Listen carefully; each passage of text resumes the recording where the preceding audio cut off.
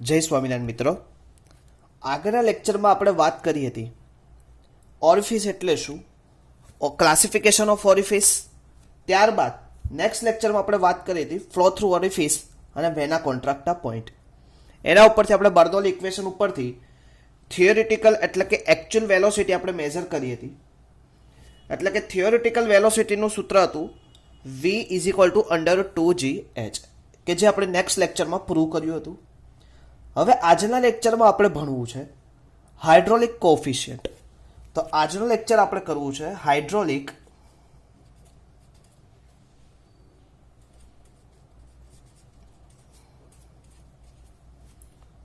Coefficient. હવે મિત્રો, hydraulic coefficient mostly 3 છે તમારી જાણ માટે. તો કે hydraulic કોફિશિયન્ટ્સ is mostly 3 types.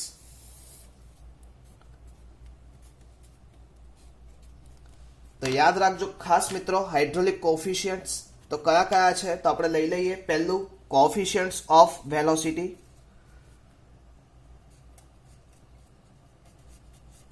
Coefficient of velocity,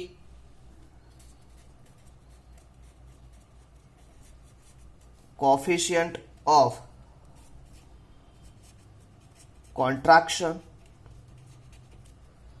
and coefficient of discharge. હવે coefficient of velocity હવે c and suffix v વડે દર્શાવાય છે. ક્લિયર? coefficient of contraction એને સી વડે દર્શાવાય છે અને કોફિશિયન્ટ ઓફ ડિસ્ચાર્જ એને આપણે દર્શાવીએ છીએ ડી. ક્લિયર? આ 3 કોફિશિયન્ટ છે. તમને મોસ્ટ ટાઈમ ક્વેશ્ચન પૂછાશે જીટીયુમાં કે કોફિશિયન્ટ હાઇડ્રોલિક કોફિશિયન્ટ કયા છે એની ડેફિનેશન આપીને સમજાવો. તો હાઇડ્રોલિક કોફિશિયન્ટના ત્રણ coefficient: hydraulic coefficient of velocity, coefficient of contraction and coefficient of discharge. Clear મિત્રો? હવે આપણે એક એકને ડેફિનેશન સાથે સમજવા છે. તો પહેલું આપણે લઈએ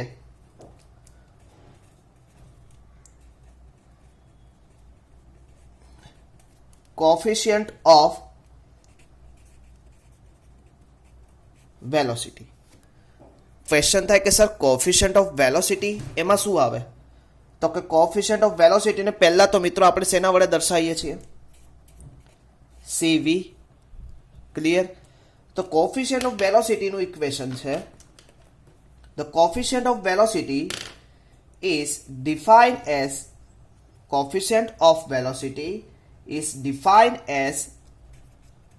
ધ રેશિયો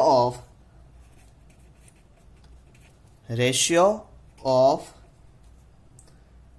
હવે રેશિયો ઓફ કોની વચ્ચે? Ratio of between the actual velocity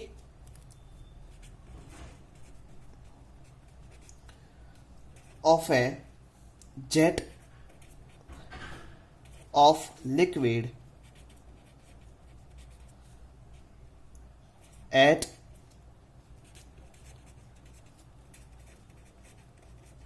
vena contracta and theoretically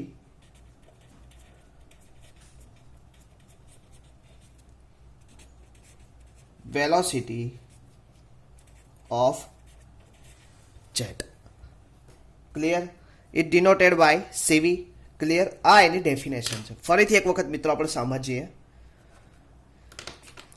coefficient of velocity is defined as the ratio of between the actual velocity of jet of liquid at vena contracta. હવે actual velocity of jet of liquid at vena contracta એ કેવી રીતે sir આપણે સમજીએ એક figure દ્વારા કે ભાઈ આ એક હવે તમને ખબર છે અહીંયાથી વોટર આપણે શું થતું હતું? ફ્લો થતું હતું. અંદર આપણું વોટર છે.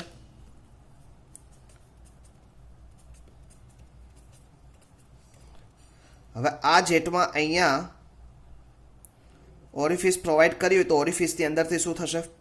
Water.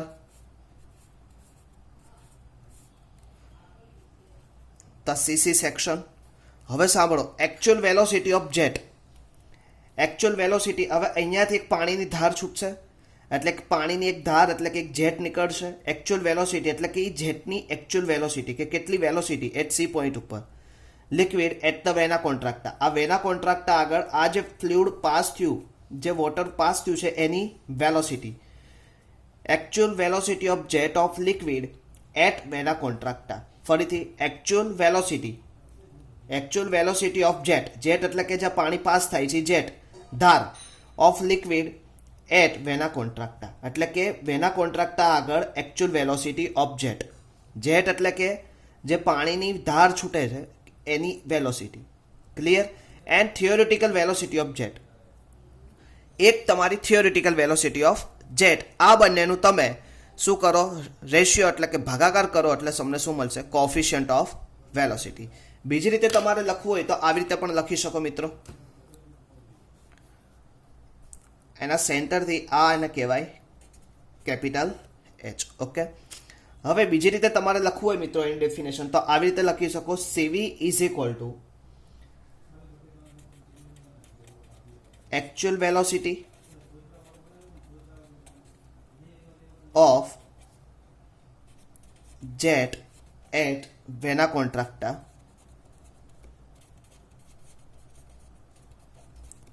upon theoretically velocity. Actual velocity of jet at vena contracta.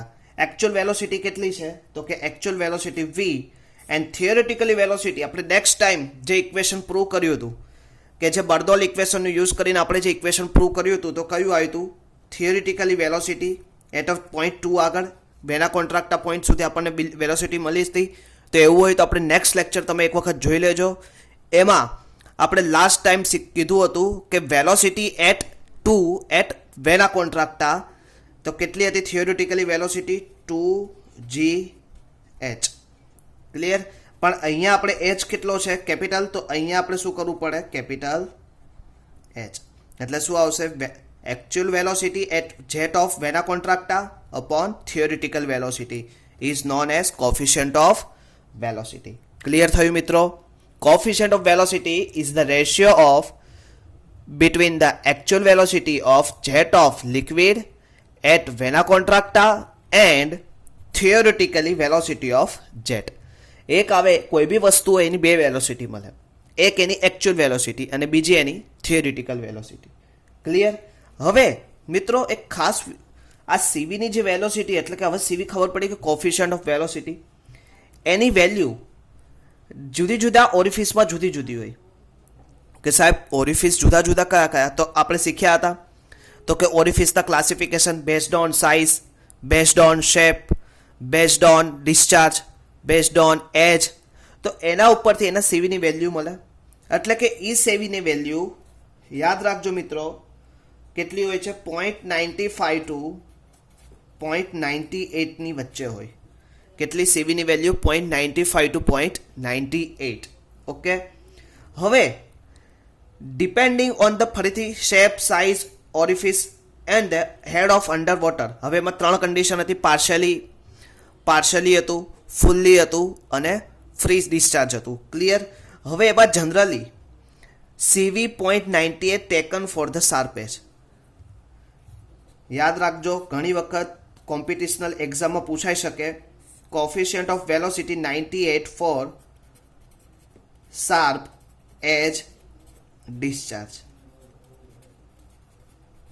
Clear? યાદ રાખજો મિત્રો, CV is equal to 95 to 98, CV is equal to 98 for sharp edge discharge. Okay, તો આ સંપૂર્ણ માહિતી હતી કોફિશિયન્ટ ઓફ વેલોસિટી વિશે. ઓકે, નેક્સ્ટ મિત્રો આપણે હવે જોશું coefficient of contraction. Second,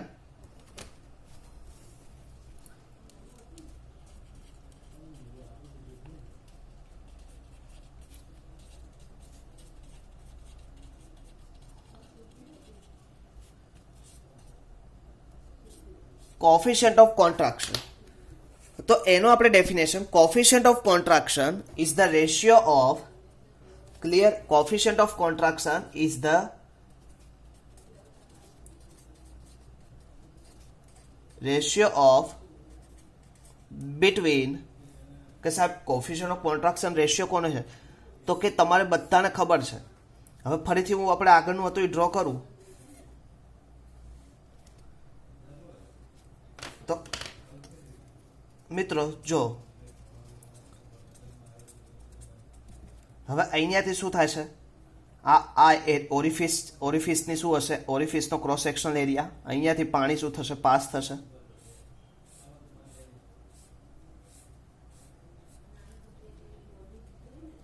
okay, તો શું થશે જો મિત્રો ફરીથી, as the ratio of between area of jet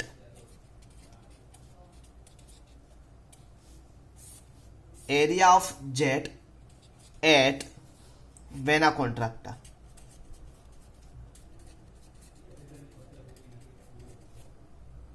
two the area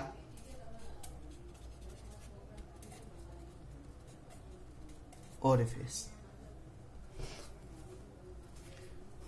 Coefficient of contraction is the ratio of between area of jet at vena contracta, area of jet at vena contracta.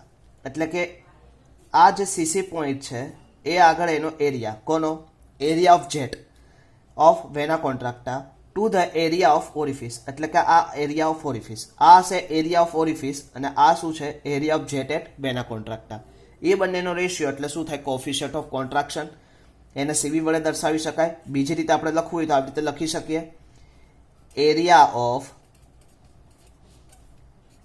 Jet.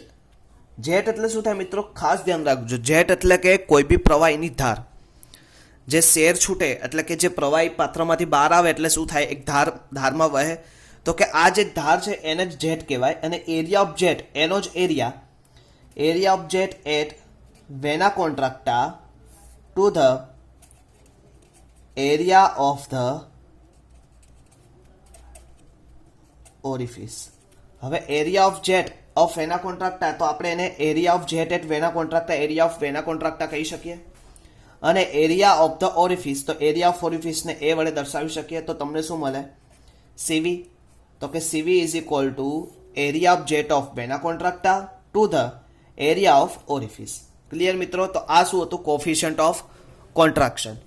હવે coefficient of contraction માં પણ same is it is એની value changes થતી હોય છે depending on shape, size and sharp edges.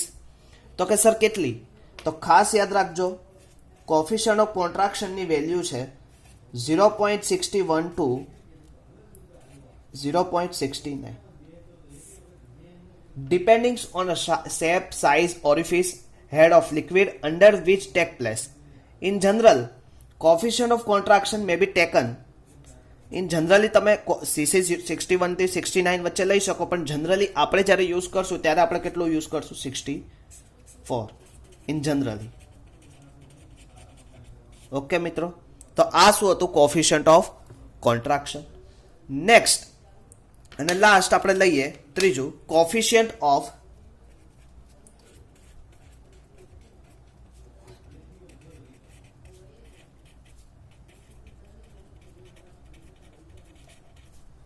Coefficient of discharge, એને સીડી વડે દર્શાવાય. Coefficient of discharge, coefficient of discharge is the ratio of actual discharge of an orifice to the theoretical discharge from the orifice. હવે આ ખાસ સમજવાનું છે, coefficient of discharge as the ratio of between actual discharge from an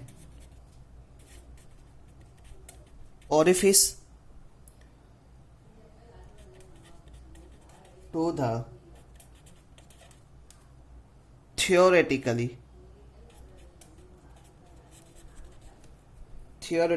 discharge from orifice. ફરીથી મિત્રો એક વખત સમજે. Coefficient of discharge is the ratio of between actual discharge from an orifice to the theoretical discharge from an orifice. તો ફરીથી આપણે સમજીએ. સીડી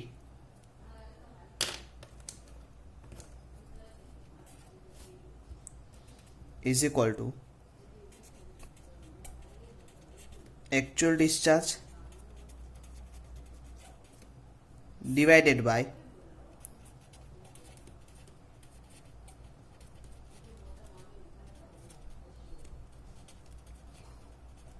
theoretical discharge. Sorry મિત્રો, એકચ્યુઅલ ડિસ્ચાર્જ કેટલું થશે? ક્યુ. અને થિયોરિટિકલ ડિસ્ચાર્જ કેટલું આવશે? Q theoretical.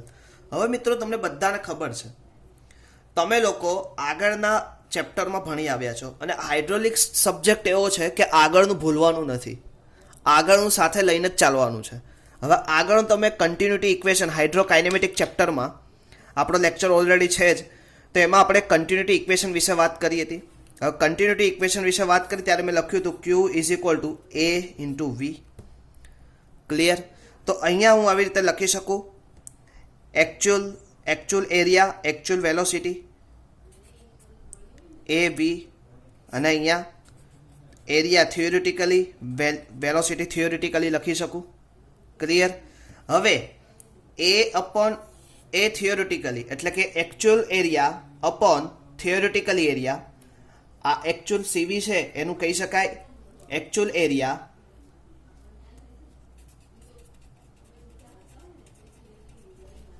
અપોન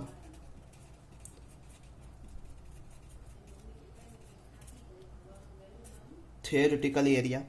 તો કે શું આવશે તમારું? સીસી. અને actual velocity upon theoretical velocity એટલે શું આવશે તમારું? સીવી. ઓકે.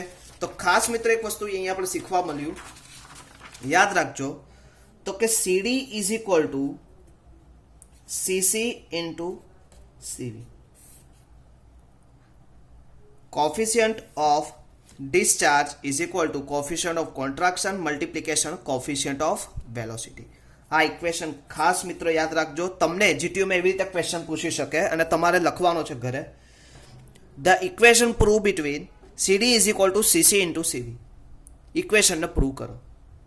અને બીજું કે coefficient of velocity, coefficient of contraction અને કોફિશિયન્ટ ઓફ ડિસ્ચાર્જની ડેફિનેશન વિથ યુનિટ્સ લખવાનું છે. હવે આનો તમારે યુનિટ મને જણાવવાનો છે કે આનો યુનિટ શું થાય. Clear? Coefficient of discharge, coefficient of contraction અને કોફિશિયન્ટ ઓફ વેલોસિટી. ક્લિયર મિત્રો? તો ફરીથી એક વખત આપણે ફાસ્ટ રિવિઝન કરી લઈએ. આજે આપણે 3 હાઇડ્રોલિક કોફિશિયન્ટ વિશે ચર્ચા કરી. Coefficient of velocity, coefficient of contraction, coefficient of discharge. Coefficient of velocity is defined as actual velocity two the theoretical velocity. Actual velocity કેટલી આવશે? v. અને થિયોરિટિકલ વેલોસિટી તમે ઓલરેડી આગળના લેક્ચરમાં આપણે ભણ્યા હતા, અંડર 2gh. વેલ્યુ કેટલી લેવાની? 0.95 to 98. cv is equal to 0.98 sharp edge discharge માટે. ક્લિયર મિત્રો? બીજું coefficient of contraction. Coefficient of contraction is the depends on area. તો coefficient of contraction is the ratio of actual area of jet at vena contractor to the theoretically area of orifice. તો એનો તમે summation કરો. AC upon A કેટલી value લેવાની? 61 to 69 અને 64 general. Last coefficient of discharge. Coefficient of discharge is the ratio of actual discharge to the theoretical discharge. તો actual discharge upon theoretical discharge. હવે Q is equal to AV, તો A into V, area theoretically અને velocity theoretically. A upon theoretically, actual area upon theoretical area is equal to coefficient of contraction. Velocity, actual velocity upon theoretical velocity, that is called coefficient of velocity. તો CC અને CV, તો ત્રણેયનું સૂત્ર હતા CD is equal to CC into CV. મિત્રો હવે એક question થાય કે સર CD અમારે કેટલું લેવાનું? તો CD ની વેલ્યુ ખાસ યાદ રાખજો, 0.61 to 0.65 ની વચ્ચે આપણે લઈએ છીએ. કેટલી? 0.65. 61 ટુ 0.65 ની વચ્ચે આપણે વેલ્યુ કન્સિડર કરીએ છીએ. એમાં પણ જનરલ પર્પઝથી આપણે જો કરતા હોઈએ તો આપણે કેટલી સીડીની વેલ્યુ 0.62 આપણે જનરલ પર્પઝ માટે યુઝ કરીએ છીએ. ક્લિયર મિત્રો? તો તમારે સાથે સાથે એ પણ જોતું રહેવાનું છે કે સીસીવીની વેલ્યુ કેટલી લીધી હતી આપણે જનરલ પર્પઝથી 0.98 સાર પેજ માટે અને બાકી 95 ટુ 99. પછી કોન્ટ્રાક્શન માટે કેટલી લીધી હતી 0.61 ટુ 69 અને કોફિશિયન્ટ ઓફ ડિસ્ચાર્જ માટે કેટલી લીધી 0.61 ટુ 65 પણ 62 જનરલ પર્પઝથી તમે વાપરી શકો. ઓકે મિત્રો, તો આ શું હતું? આજે આપણે લીધું કોફિશિયન્ટ ઓફ હાઇડ્રોલિક કોફિશિયન્ટ. એમાં 3 પ્રકારની વિશે ડિટેલ ચર્ચા કરી: coefficient of velocity, coefficient of contraction અને coefficient of discharge. Okay, next મિત્રો, હવે આપણે આજે વાત કરવી છે એક થિયરી. હવે આ તમે જે અત્યારે કર્યું આ બધું એઝ પર થિયોરિટિકલ બેઝ કર્યું. હવે આગળનો ટોપિક આપણો છે એક્સપેરિમેન્ટલ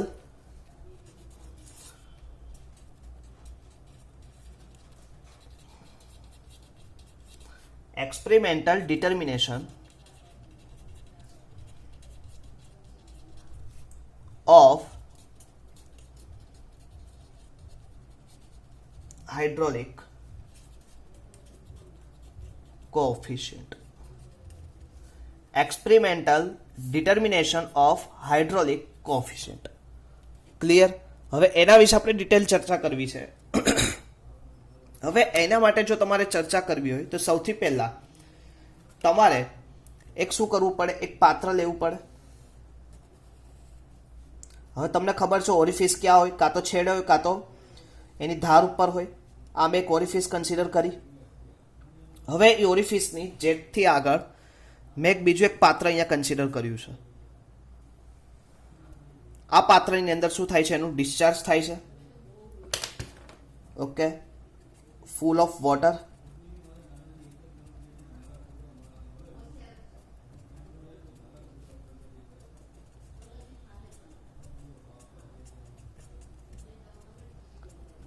ઓકે, હવે આ સેન્ટરથી એની ટોપ હાઈટ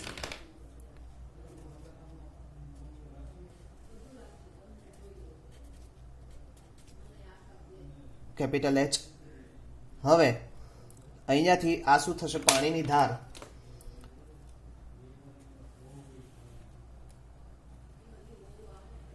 ઓકે,